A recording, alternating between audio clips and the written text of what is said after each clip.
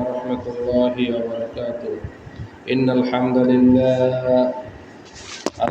لله نحمده ونستعينه ونستغفره ونؤمن به ونتوكل عليه ونشكره ولا نكفره ونعوذ بالله من شرور أنفسنا ومن سيئات أعمالنا. من يهدي الله فلا مضل له ومن يضلل فلا هادي له. ونشهد أن لا إله إلا الله وحده لا شريك له. ونشهد أن سيدنا وسندنا ومولانا محمدا عبده ورسوله أرسله بالحق بشيرا ونذيرا وداعيا إلى الله بإذنه وسراجا منيرا. أما بعد فقد قال الله تعالى في كلامه المجيد والفرقان الحميد: أعوذ بالله من الشيطان الرجيم. بسم الله الرحمن الرحيم. إن الصلاة تنهى عن الفحشاء والمنكر ولذكر الله أكبر والله يعلم ما تصنعون.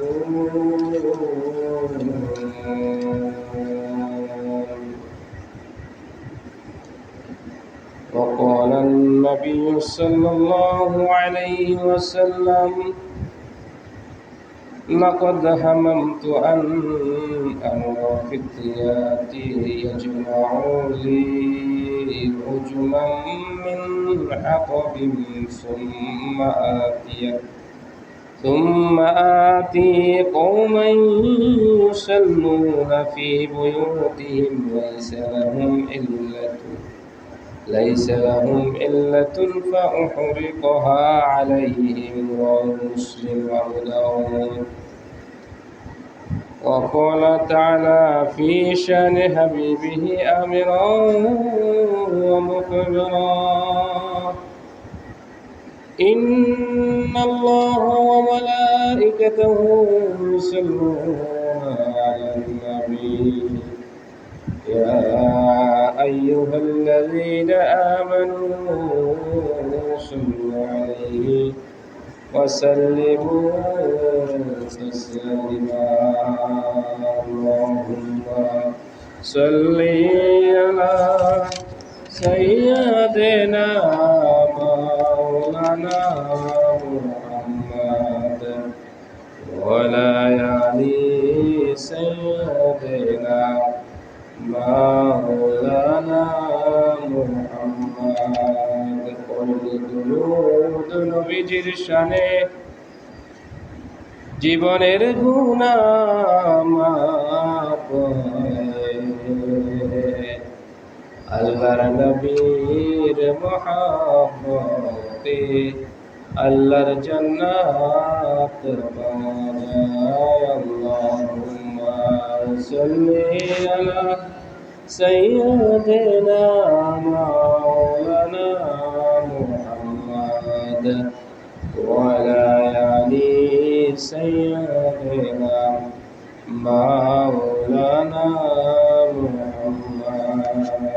বালাগাল উলা বিকামালিহি كشف الدجى بجماله حسنت جميع خصاله صلوا عليه وآله।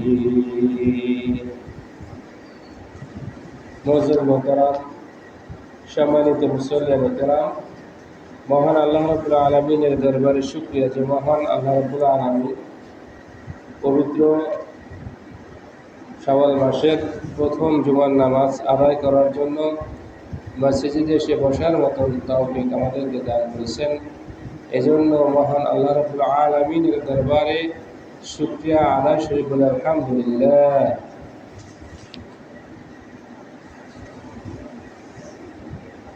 আমরা জানি ইসলামের ভিত্তি পাঁচটা ভিত্তির উপর ইসলাম প্রতিষ্ঠিত। যার মধ্যে এই পাঁচটা ভিত্তি থাকবে সে ইসলামের মধ্যে থাকবে। সর্বপ্রথমেই যে মূল চাবিকাঠি, মূল ভিত্তিটা, মূল প্ল্যাটফর্ম, যেটা না হইলেই নয়, যেটা ছাড়া একটা ঘর দাঁড়িয়ে থাকতে পারে না, যেটা হলো একেবারে মূল, সেটা হলো আমরা জানি, সেটা হলো কি? কালেমা। সর্বপ্রথমেই একটা মানুষের, একটা উম্মতে মুহাম্মাদের, মুসলমানদের মূল ভিত্তির প্রধান জিনিসটাই হলো কি? কালেমা বা ঈমান, যেটাকে বলি আমরা। এই কালিমা লা ইলাহা ইল্লাল্লাহু মুহাম্মাদুর রাসূলুল্লাহ, এইটা সর্বপ্রথমেই সে বলবে, সে শিখবে এবং সে সেটা মুখে বলবে, অন্তরে বিশ্বাস করবে এবং আমলে পরিণত করবে। এইটাই হলো প্রথমেই ঈমান। দ্বিতীয় নাম্বার যে ভিত্তিটা হলো, সেটা আমরা সকলেই জানি, সেটা কি? as-সালাত। কালেমার পরে কি? নামাজ, যেটাকে আমরা বলি বা সালাত বলা হয়। সেই ভিত্তি হলো 2 নাম্বার। কারণ হইল, ঈমান যদি না থাকে নামাজের কোনো কি নাই, মূল্য নাই। বেঈমান মুশরিকরা যদি নামাজ পড়ে, ইহুদিরা যদি নামাজ পড়ে, ওই সলাতের কোনো আল্লাহ রাব্বুল আলামিনের কাছে মূল্যহীন, ওটার কোনো সে ঝাঁঝা বা মূল্য পাবে না। কিন্তু ঈমান আছে, সে যদি নামাজ যতটুকু করবে, সে যে নামাজ আদায় করবে, সালাত আদায় করবে, আল্লাহ রাব্বুল আলামিন তার সেই মূল থাকার কারণে তাকে তার সওয়াবটা দান করবে, ওই ইবাদত গ্রহণ করবেন। আজকে জুমার আলোচনার প্রথম জুমাটার আলোচনায় আনা হয়েছে এই নামাজ সম্পর্কে নেওয়া হয়েছে। তো আল্লাহ রাব্বুল আলামিন এখানে বলছেন যে হাফিজু আলাস সালাওয়াতি ওয়াস সালাতিল উসতা ওয়া কুনু লিল্লাহি কানিতিন। আল্লাহ রাব্বুল আলামিন ইরশাদ করেন, তোমরা ফরজ নামাজগুলোর প্রতি লক্ষ্য রাখো, পরিপূর্ণভাবে লক্ষ্য রাখো। বিশেষ করে মাধ্যম সালাতের দিকে তোমরা এটা খুজুর সাথে নামাজ সম্পন্ন করো। আল্লাহ রাব্বুল আলামিন এই আয়াতের মধ্যে কি বলছেন? যে নামাজের প্রতি তোমরা বিশেষ লক্ষ্য রাখো, বিশেষভাবে হেফাজত করো। নামাজকে বিশেষভাবে কী করবা? হেফাজত করবা। সব ইবাদত আল্লাহর জন্যই, কিন্তু নামাজটা হলো বিশেষ একটা। যেমন বিশেষ মেহমান থাকে না, অনেকজন অনুষ্ঠানের মধ্যে বিশেষ মেহমান থাকে। বিশেষ মেহমান যারা থাকে তাদের কিন্তু আপ্যায়নটা কি আলাদা। কোনো অনুষ্ঠানে এটা আমরা দেখি সবাই, কোনো বিয়ের অনুষ্ঠানে বিশেষ মেহমান হলো বরযাত্রী, কোনো মন্ত্রী বা কোনো রাজনৈতিক প্রোগ্রামে সেখানে মন্ত্রী মিনিস্টার এরা থাকে বিশেষ মেহমান। অথবা এই দ্বারের কাছে যদি কোনো একটা অনুষ্ঠান হয়, সেখানে যদি কেউ আসে, একজন ইউনো বা ওই উপরস্থ কেউ, তাহলে তাকে বিশেষ মেহমান হিসেবে ধরা হয়। এই বিশেষ কথাটা কেন আনা হয়েছে? বিশেষ যে ব্যক্তি থাকবে তার একটু মূল্য সবার চেয়ে আলাদা থাকবে, তাকে আলাদাভাবে আলাদা চোখেই দেখতে হবে। এই জন্য ইবাদতের ক্ষেত্রে আল্লাহ রাব্বুল আলামিন বলছেন, তোমরা নামাজকে একটু আলাদাভাবে বিশেষভাবে দেখো, কারণ তার একটু গুরুত্ব বেশি। তার হেফাজত করো, তার হেফাজত সঠিকভাবে করো। এবং বিশেষ করে এই আয়াতের মধ্যে আল্লাহ রাব্বুল আলামিন মধ্যম নামাজের কথা বলা হয়েছে। কেউ কেউ বলছে যে মধ্য নামাজ বলতে আসরের নামাজকে বলা হয়েছে। তো এই নামাজটা তোমরা কি করো? এই যে নামাজ তোমরা আদায় করবা, সেটা তাড়াতাড়ি পড়লে চলে যাবে, তাই তো? মানে দ্রুত পড়ে চলে যাবে, তাই না? সেটা না, সেটা বলছেন যে ওয়াকুমুলিল্লাহি কানিতিন। সেটা সম্পূর্ণ করবা ঠিকই, কিন্তু সেটা করবা কি? খুজুর সহিত, মানে আস্তে ধীর গতি, যেভাবে পড়লে আল্লাহ রাব্বুল আলামিন পড়ার নির্দেশ দিয়েছেন সেইভাবে তোমরা নামাজটা আদায় করো। একাগ্রতার চিত্রে এই নামাজটা কী করতে হবে? আদায় করতে হবে। এটা আল্লাহ রাব্বুল আলামিন এই আয়াতের মধ্যে বলছেন। এই খুতবার এই প্রথমেই এই আয়াতটা আছে যে নামাজকে তোমরা বিশেষভাবে দেখো, তার প্রতি বিশেষভাবে লক্ষ্য রাখো, সেটা আদায় করো। বিশেষ করে মধ্যম নামাজ, কেউ বলছে জোহরের নামাজ, কেউ বলছে আসরের নামাজ, মধ্যম নামাজ, মাঝের নামাজ যেটা, সেটা তোমরা বেশি গুরুত্ব দাও। আর নামাজকে কী করো? খুশু খজুর সহিত আদায় করো। কারণ হইল তুমি যখন মারা যাবা, আমি যখন মারা যাব, কাল কিয়ামতের ময়দানে যখন হিসাব নিকাশের দাঁড় গড়ায় আমাকে দাঁড় করাবেন, যখন আমাকে মিজানের ওখানে নেওয়া হবে, যখন আপনাকে দাঁড় করা হবে এই আল্লাহ রাব্বুল আলামিনের সামনে বিচারের জন্য যখন সম্মুখীন করা হবে, যদি কোনো ব্যক্তি কাউকে মার্ডার করে আর সে যদি কাঠগড়ায় দাঁড় হয়, তার বিরুদ্ধে মামলা করার পরে সে বিচারকের সামনে দাঁড়ানোর সাথে সাথেই প্রথমে কি জিজ্ঞাসা করা? তুমি কেমনে মারছো বা কীভাবে মারছো কিনা, এটাই তো জিজ্ঞাসা করা, তুমি মারছো কিনা। সে যদি স্বীকার করে হ্যাঁ আমি মারছি, সাথে সাথে পর কীভাবে মারছো তারপর আর কোনো সাক্ষীর আর প্রয়োজন থাকে না, যেহেতু সে নিজেই স্বীকার করছে। তো যখন আল্লাহ রাব্বুল আলামিনের সামনে যখন তার কাঠগড়া যখন বিচারের সম্মুখীন আমরা হব, তখন তিনি সর্বপ্রথমেই যে হুকুমটা দিবেন যে এর হিসাবটা আগে নাও, ও কী করছে একটু জিগাও। সেটা কি? সেটা হাদিসে আসছে, ফান আবি হুরায়রা রাদিয়াল্লাহু তাআলা আনহু ক্বালা রাসূলুল্লাহি সাল্লাল্লাহু আলাইহি ওয়াসাল্লাম ইন্না আউওয়ালা মা ইউহাসাবু বিহিল আবদু ইয়াওমাল কিয়ামাহ মিন আমালিহি সালাতুহু ফাইন সালুহাত ফাকাদ আফলাহা ওয়া আনজাহা ওয়া ইন ফাসাদাত ফাকাদ খাবা খাসীরা। আল্লাহ রাসূল সাল্লাল্লাহু আলাইহি ওয়াসাল্লাম বলেন, কাল কিয়ামতের ময়দানে যখন সর্বপ্রথম আল্লাহর সামনে বান্দারা দাঁড়াবে, তখন আল্লাহ রাব্বুল আলামিন ফেরেশতারা তার কাছে সবচেয়ে সর্বপ্রথমে যে হিসাবটা নেওয়া হবে সেটা হলো কি, সে নামাজটা কিভাবে আদায় করছে, নামাজ সে আদায় করলো কিনা। প্রথম মা ইউহাসিবু, হিসাব দিতে হবে আল্লাহর কাছে আল আব্দু, এই বান্দার ইয়াউমাল কিয়ামা, কিয়ামতের দিন, মিন আমালিহি, তার যে যে আমল করছে সেটা হলো কি সলাত।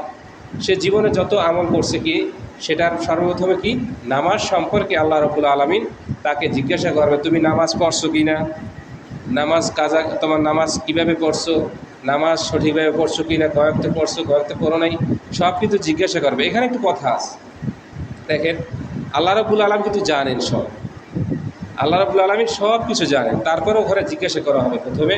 কিন্তু ওই বান্দা বলতে চাইবে না, সে বলতে চাইবে না, যারা নামাজ পড়ে নাই তারা বলতে চাইবে না যে আমি নামাজ পড়ি নাই, তো আল্লাহ নামাজ পড়তে পারি নাই, বলবে না, বলতে চাইবে না। আর যখন আমল নামা দেওয়া হবে তখন সে দেখবে যে আসলে কোনো তো নামাজ পড়ে নাই, কোনো তো নামাজ পড়ছে। আবার কেউ বলছে যে নামাজও তাকে সাক্ষী দেবে যে হ্যাঁ নামাজ পড়ছে কি পড়ে নাই। যারা পড়ছে তাদেরকে নামাজ এসে সাক্ষী দেবে যে হ্যাঁ আল্লাহ নামাজ সে আমাদেরকে সঠিকভাবে কী করছে, আদায় করছে।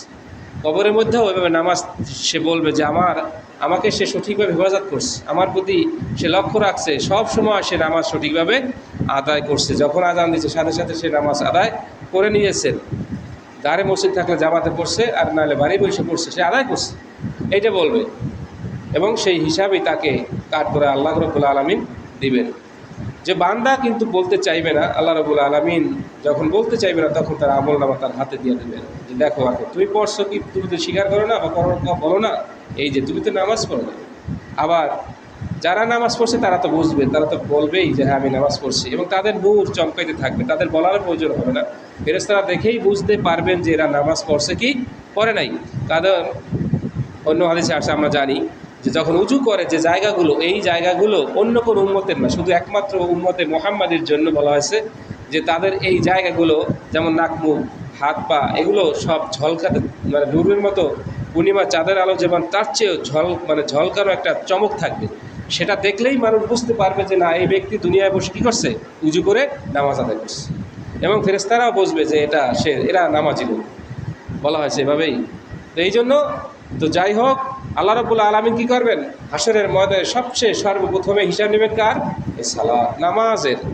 নামাজ যদি নামাজ যদি ঠিকমতো আদায় করে থাকে ওই বান্দা, আল্লাহ রাসূল বলছেন মিন আমালিহি সালাত ফাইন সলুহাত ফাকাদ আফলাহা ওয়া আনজাহা, যদি সে এই নামাজটা সঠিকভাবে আদায় করে যথা উপযুক্তভাবে আদায় করে, আল্লাহ রাসূল বলছেন এই ঠিকমতো নামাজ আদায় করার কারণে তাকে আল্লাহ রাব্বুল আলামিন সমস্ত শাস্তি থেকে মুক্তি দিবেন। সুবহানাল্লাহ। কী করবেন? সমস্ত শাস্তি থেকে মুক্তি দিয়ে দিবেন যদি সে নামাজ সঠিকভাবে আদায় করে। আর যদি ওয়াইন ফাসাদাত, আর যদি সে সেটা বিঘ্ন ঘটায়, ফাসাদ করে না, ফাসাদাত ফাকাদ খাবা ওয়া খাসির, আর সে যদি ওইটা নামাজ না পড়ে, গোলমাল করে, নামাজের মধ্যে গোলমাল মানে কি নামাজ পড়ে না আর কি, নামাজের গোলমাল মানে কি নামাজের সমস্যা আর কি, নামাজ পড়লেও তার নামাজ হয় নাই, নামাজ সঠিকভাবে পড়ে নাই, আর নামাজ ঠিকমতো পড়ে নাই, গোলমাল বাজাই দিছে, ফাসাদ মানে ফেতনা ফাসাদ, তার মানে সে নামাজের মধ্যে গোলমাল বাজাই দিচ্ছে, নামাজ পড়ে নাই, সঠিকভাবে পড়ে নাই। আল্লাহ রাসূল এখানে শব্দটা নিয়েছে ফাসাদ, যে সে ব্যক্তি নামাজের মধ্যে যদি গোলমাল থাকে তাহলে তার নৈরাশ, তার ধ্বংস সম্মুখীন, সে ধ্বংস হবেই। তিরমিজি শরীফের হাদিস, সে ধ্বংস হবে, কসির, সে ক্ষতিগ্রস্ত হবে, মানে তাকে শাস্তি দেওয়া হবে, সে জাহান্নামে যাবে। এই হলো নামাজ, যে নামাজের হিসাব কাল কিয়ামতের ময়দানে সর্বপ্রথমেই নেওয়া হবে। কিন্তু দুঃখের বিষয়, আমরা যতই শুনি না কেন, যারা শোনে, অনেকেই জানে, সবাই জানে মোটামুটি নামাজ না পড়লে গুনাহ হয়, এটা সবাই কিন্তু মুসলমান যারা সবাই জানে, কিন্তু শয়তান এমনভাবে আমাদেরকে দাগা দেয় যে কি কাজের প্রতি আমরা এমন দুর্বল, দুনিয়ার কাজের প্রতি এমনভাবে দুর্বল হয়ে গেছি যে কাজটা আমরা আগে মনে করি, ঠিক না, কাজটা আগে মনে করি, কাজ করতে করতে করতে শেষ পর্যন্ত অনেকের নামাজেই ছুটে যায়, নামাজেই আদায় করে না, নামাজের ধারে কাছেও তারা যায় না। কিন্তু উচিত ছিল যে না, আজান যখন দিয়েছে তখন কি নামাজটা আদায় করে নেওয়া, যেহেতু কিয়ামতের ময়দানে সামনে এক কদম পাও বাড়ানো যাবে না এই নামাজের হিসাব না দিয়া। এই জন্য আমাদের কি নামাজ সঠিকভাবে আদায় করার কথা, নামাজ সঠিকভাবে আদায় করতে হবে। পরবর্তী আয়াতে আল্লাহ রাসূল সাল্লাল্লাহু আলাইহি ওয়াসাল্লাম ক্বালা আওসানি রাসূলুল্লাহ সাল্লাল্লাহু আলাইহি ওয়াসাল্লাম বিসাবঈ খিসালিন ফাকালা লা তুশরিকু বিল্লাহ। কিছু ওয়াজ নসিহত করছেন রাসূল পাক সাল্লাল্লাহু আলাইহি ওয়াসাল্লাম, আলোচনা করতেছেন। উবাদাত ইবনে সামিত রাদিয়াল্লাহু তাআলা বলেন যে রাসূল পাক সাল্লাল্লাহু আলাইহি ওয়াসাল্লাম আমাদেরকে কিছু নসিহত দিতেছেন। কি নসিহত দিতেছিলেন? কিছু সময়, কিছু সম্পর্কে কয়েকটা বিষয়, তার 7টা বিষয়, সাবা মানে 7টা বিষয় আমাদেরকে বলতেছিলেন। ফাকালা, তিনি বলছিলেন, প্রথমেই বলছিলেন যে লা তুশরিকু বিল্লাহি শাইআন ওয়া ইন্না তুতি'তুম আও কুররিকতুম আও সুল্লিবতুম। হ্যাঁ, তোমরা কি করো না, আল্লাহ রাব্বুল আলামিনের সাথে কাউকে শরীক করবে না, কখনো শরীক করা যাবে না, মহান আল্লাহ রাব্বুল আলামিনের সাথে কোনো কিছুই শিরক করা যাবে না। শিরক হলো সবচেয়ে বড় ধরনের গুনাহ, শিরক হলো বড় ধরনের একটা জুলুম, ইন্না শিরকা লাযুলমুন আযীম। আল্লাহ রাব্বুল বলেন যে শিরকটা হলো সবচেয়ে বড় কবিরা গুনাহ, এটা আল্লাহ পছন্দ করেন না। আল্লাহর সাথে কাউকে অংশীদার করা, আল্লাহ রাগ হয়ে যায়, সে জাহান্নামী।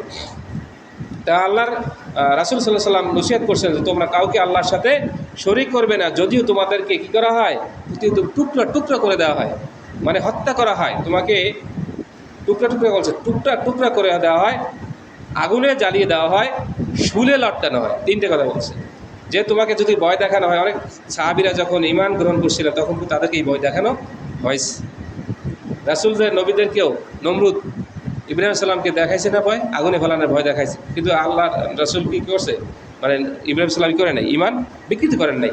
এভাবে সাহাবীদের বেল্লাল রাদিয়াল্লাহু তাআলা, ইমাম খাব্বাব রাদিয়াল্লাহু তাআলা আনহু, আবু বকর সিদ্দিক, অনেকেই এইভাবে ওই সময়ের জামানার জাহেলিয়াতের যুগে যারা ছিলেন তারাও এইভাবে এই সব লোকদেরকে অনেক ভয় দেখিয়েছে যে ঈমান ছাড়ো। সুমাইয়া রাদিয়াল্লাহু তাআলা আনহা আমরা জানি যে তাকে অনেক বারবার অনেক শাস্তি দিয়েছে এবং বলছে তুমি ঈমান ছাড়ো, মুহাম্মাদের ধর্ম ছাড়ো, তোমাকে মুক্তি দেওয়া হবে, তোমাকে পুরস্কার দেওয়া হবে।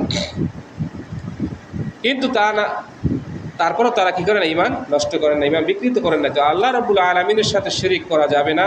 যদিও তোমাকে বলা হয়, তোমাকে টুকরো করে দেওয়া হয়, তোমাকে বলা হয় যে তুমি আগুনে জ্বালাই দেবো, যদি না শিরিক করো, না করো, মূর্তি পূজা না করো, তাহলে আগুনে জ্বালাই দেবো এবং শুলে চড়ে তোমাকে গুলি করে মারবো বা কিছু, এই ধরনের ভয় দেখাতে গেলেও কী করবা না, তোমরা আল্লাহ রাব্বুল আলামিনের সাথে শিরিক করবা না।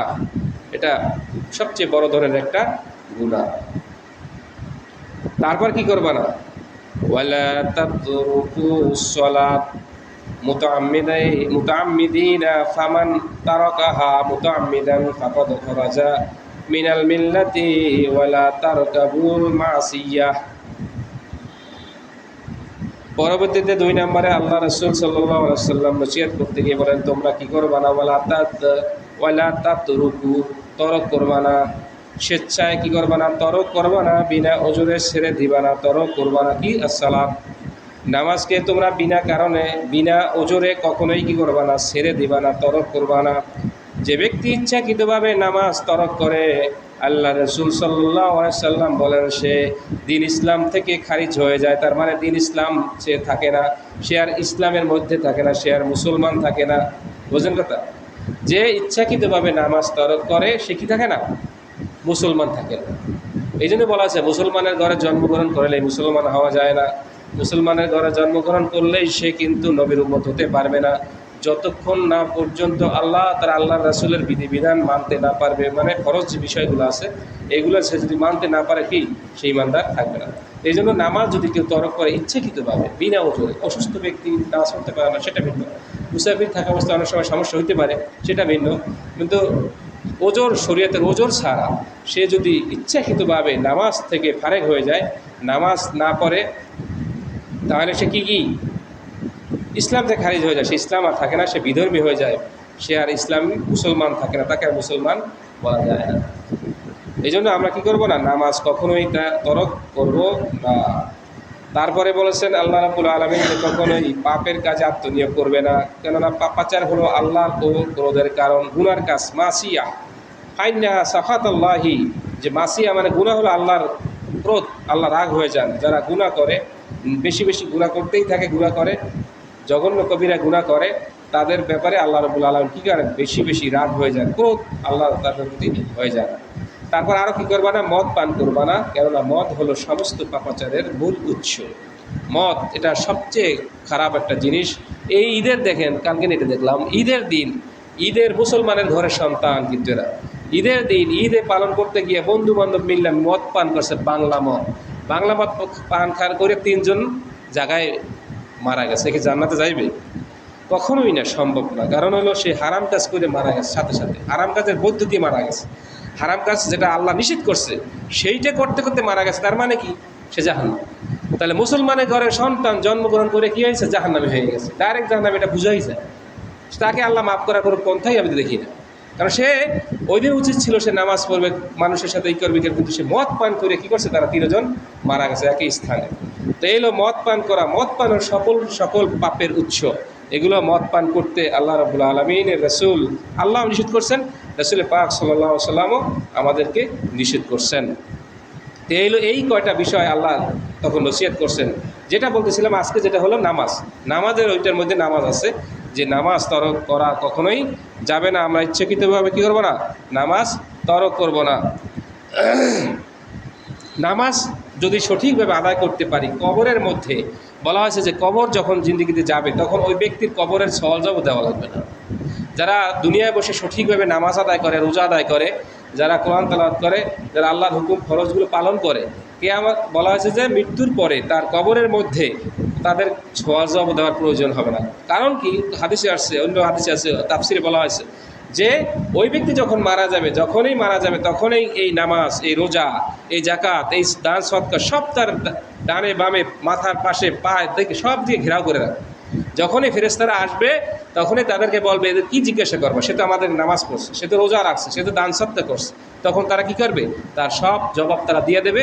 তখন ফেরেশতারা কী করবে, চলে যাবে। সুবহানাল্লাহ। এই জন্য নামাজ হলো পরকালের মানে কি বলে, বিপদের মুক্তি। এটাও রাসূল পাক সাল্লাল্লাহু আলাইহি ওয়াসাল্লাম বলছেন। ওয়া আব্দুল্লাহ ইবনে আমর রাদিয়াল্লাহু তাআলা আন নবী সাল্লাল্লাহু আলাইহি ওয়াসাল্লাম আন্নাহু যাকারা সালাতা ইয়াওমান ফাকালা মান হাফাযা আলাইহা কানাত লাহু নূরা ওয়া বুরহানা ওয়া হামানা ওয়া নাজাতা ইয়াওমাল কিয়ামাহ ওয়া মান লাম ইউহাফিজ আলাইহা আন লাম তাকুন লাহু নূরা ওয়ালা বুরহানা ওয়ালা নাজাতা ওয়া কানা ইয়াওমাল কিয়ামাহ। এই নামাজ, এবং এই নামাজ থাকবে কি কিয়ামতের ময়দানে তার নূর স্বরূপ। কবরের মধ্যেও নূর, কবরটা থাকবে অন্ধকার, কিন্তু নামাজ যারা আদায় করবে তার কবর থাকবে কি আলোকিত, নূর থাকবে, নূর, সেখানে নূরের অভাব হবে না। এই জন্য রাসূল পাক সাল্লাল্লাহু আলাইহি ওয়াসাল্লাম বলছেন যে 5 ওয়াক্ত নামাজ যে যথাযথভাবে লক্ষ্য রাখবে, মানে আদায় করবে, কিয়ামতের দিন তার অন্ধকারে তার আলো হবে। ওই নামাজ আলোকিত হবে, কবরের মধ্যে সে আলো থাকবে, কিয়ামতের অন্ধকারে সে আলো থাকবে, আলো দেখবে, আলো থাকবে, ওই থেকে সে চলাফেরা করতে পারবে। বিপদের সময় সাক্ষী প্রমাণ মুক্তির জন্য সহায়ক হবে। বিপদ, কবরের মধ্যে যে বিপদ আসবে, ওরে বিপদ, সেই বিপদের কত কিছু থাকবে সেখানে, সাপ বিচ্ছু, জাহান্নামের আগুন, সব কিছু সেখানে থাকবে যারা নামাজ পড়ে নাই। কিন্তু যারা নামাজ আদায় করছেন তাদের আর এইটা থাকবে না। তখন তারা সাক্ষী হয়ে যাবে, তারা তাকে সহযোগিতা করবেন, তাকে মুক্তির জন্য আপ্রাণ চেষ্টা করবেন। এই নামাজ পক্ষান্তরে যে ব্যক্তি নামাজের হেফাজত করবে না, মানে নামাজ পড়বে না, ওয়ালাম ইউ হাফিজ, যে ব্যক্তি নামাজ আদায় করবে না ইচ্ছাকৃতভাবে, তারা লাম তাকুল্লাহু নূরা ওয়া বুরহা, এই বুরহান থাকবে না, এই নূর থাকবে না, তাদের কোনো আলো থাকবে না, জ্যোতি থাকবে না, তাদের কোনো মুক্তি হবে না। বরং ওই দিন তারা থাকবে তাদের সাথে কিয়ামতের ময়দানে, তারা যখন আসরের মাঠে উঠবে সব থুয়েটিয়া, কবরের শার্টিং তো আছেই, কবরের জাহান্নাম আগুন তো মানুষ মারপিট আছেই, তারপরে আবার যখন কিয়ামতের ময়দানে উঠবে তখন তারা থাকবে কাদের সাথে? ফেরাউনের সাথে, ও হামানের সাথে, ফেরাউনের সহযোগী আছেন হামান, ও উবাই ইবনে খালদ মুনাফিকের সাথে, এদের সাথে থাকবে। এরা কি জান্নাতি? এরা সবলে জাহান্নামী, একেবারে জাহান্নাম, চিরস্থায়ীদের জাহান্নাম। এই ফেরাউন হলো সবচেয়ে বড় জাহান্নামী থাকবে হয়, কারণ ও নিজের খোদা দাবি করছে।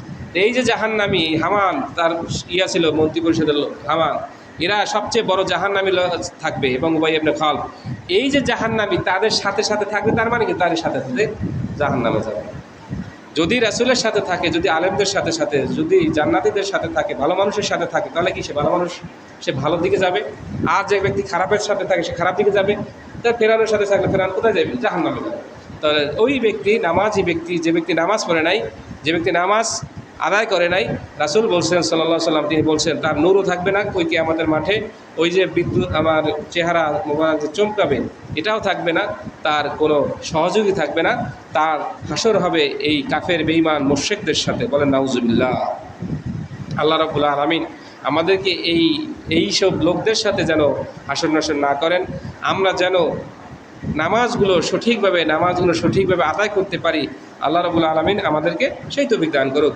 পরবর্তীতে হাদিসে বলেছেন, ওয়ান আবি হুরায়রা রাদিয়াল্লাহু তাআলা আনহু ক্বালা রাসূলুল্লাহ সাল্লাল্লাহু আলাইহি ওয়াসাল্লাম, এবার বলছেন লাকাদ হামামতুম আন আমরা, এবার জামাতের গুরুত্ব দিয়ে বলছে। জামাত, যারা ইচ্ছাকৃতভাবে জামাত তরক করে। এখন এই কথাটা বলতে গেলে আমার মনের মধ্যে খালি একসাথে এদিক সেদিক বলে, কারণ হলে আমি দেখি, এই যে আমরা যারা দেখি যে নামাজ মসজিদের ধারে কাছে মানুষের জামাতটা হলে ফরজ, থাকে ফরজ, ঠিক না? যারা মসজিদের পাশে থাকে, দূরের কথা বাদ, যারা দূরে থাকে, অনেক দূরে থাকে, 10 মিনিট 20 মিনিট আসতে পারে না, আসা সম্ভব হয় না, ঠিক না? কিন্তু দ্বারে যারা থাকে, এই যে ঘর আছে, এই যে দ্বারের পাশে যারা আছে, তাদের প্রতি কি জামাত ওয়াজিব না? তাদের প্রতি জামাত কি সবসময় কি ওয়াজিব? সবসময় ওয়াজিব। তাদের অসুস্থ থাকলে সেটা আলাদা ব্যাপার, কিন্তু সুস্থ থাকা অবস্থায় তারা ঘরে বসে নামাজ পড়বে আর মসজিদ একটা কাছে আছে, তাহলে এই নামাজ তাদের হবেই না। এরা তারা যত বড়ই মাওলানা হোক আর যত বড়ই আলেম হোক, সুস্থ ব্যক্তি মসজিদ থইয়া আসতে পারে কিন্তু আসে নাই, সে জামাতে নামাজ পড়ে নাই, সে নামাজ তার হবে না। তখন বলা হয়েছে জামাত তার জন্য ওয়াজিব, তার জন্য ফরজ জামাত, যারা জামাতে আসতে পারে। দূরের ব্যক্তির কথা ভিন্ন, অসুস্থর কথা ভিন্ন, ভয় থাকলে সেটা ভিন্ন, কাদা বৃষ্টি বেশি থাকলে সেটা ভিন্ন। সুস্থ ব্যক্তি সব কিছু আসতে পারে, তারা আসে নাই, তাদের কথা বলা হয়েছে, তারা এই নামাজ তাদের হবেই না। আল্লাহ রাব্বুল আলামিনের রাসূল সাল্লাল্লাহু আলাইহি সাল্লাম গুরুত্ব দিয়ে বুঝাইতে চাইতেছেন যে যারা, রাসূল সাল্লাম বলেন যে আমার একটা ইচ্ছা হয় যে আমি এই যে যুবক, আমি হুকুম করি, যারা যুবক যারা শক্তিশালী, এই জন্য বলছে যুবকদেরকে আমি একটু হুকুম করি যে তোমরা কিছু লাকড়ি সংগ্রহ করো। এই লাকড়ি সংগ্রহ করলো কারণটা কি? আমি তাদের ঘর বাড়ি যে উপস্থিত যারা আছে ওখানে যে ঘর বাড়ি আগুন ধরাই দিই, ঘরের মধ্যে কী করি? আগুন ধরাই দিই, আগুন লাকড়ি দিয়ে ঘরের মধ্যে আগুন লাগাই দেয়। কারণ কি? তারা এই ঘরের কারণেই তো ঘরে বসে নামাজ আদায় করে, এই ঘরের মায়ায় ঘরের বসে নামাজ আদায় করে। এই জন্য আমার মন চায় যে ঘরটা কী করি? আগুন লাগাই দিই। কিন্তু দেই না কেন? মহিলারা আছে, ছোট বাচ্চারা আছে, তাদের প্রতি তো জামাত ফরজ না। তাদের প্রতি এই নামাজ কি ফরজ? জামাত না, তাদের প্রতি ফরজ না। যদি তাদের প্রতি ফরজ থাকতো তাহলে কেন রাসূল দিয়েও দিত, কিন্তু তাদের কারণে তাদের কষ্ট হবে বিধায় তারা এই রাসূল করেন না, কিন্তু বলছেন কথাটা যে আমার মন চায় আমি এই ঘরটাকে কী করি? আগুন জ্বালাইয়ে দেই, যারা ইচ্ছাকৃতভাবে জামাত তরক করে।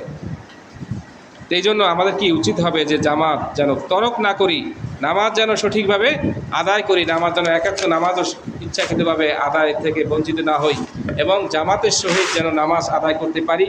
নামাজ যেন আমার থেকে ছুটে না যায়। যতই আমি যা কিছু করি না কেন, বলা আছে যেখানে আজান দিবে সেখানে কি করো? তোমরা নামাজটা পরিপবিত্র হইয়া আদায় করে নাও।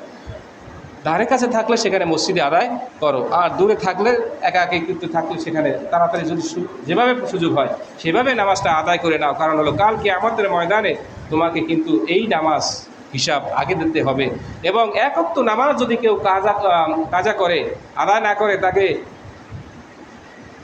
এক হুকবা পরিমাণ, মানে 80 বছর, এখানে লেখছে দেখেন, এক হুকবা পরিমাণ জাহান্নামের আগুনে জ্বলতে হবে। যে ব্যক্তি নামাজ তরক করলো, রাসূল পাক সাল্লাল্লাহু আলাইহি সাল্লাম বললেন যে ব্যক্তি নামাজ তরক করবে তাকে ওয়াকাদা উজ্জিবা ফিন্নার হুকবা ওয়াল হুকবা সামানুনা সানাতা।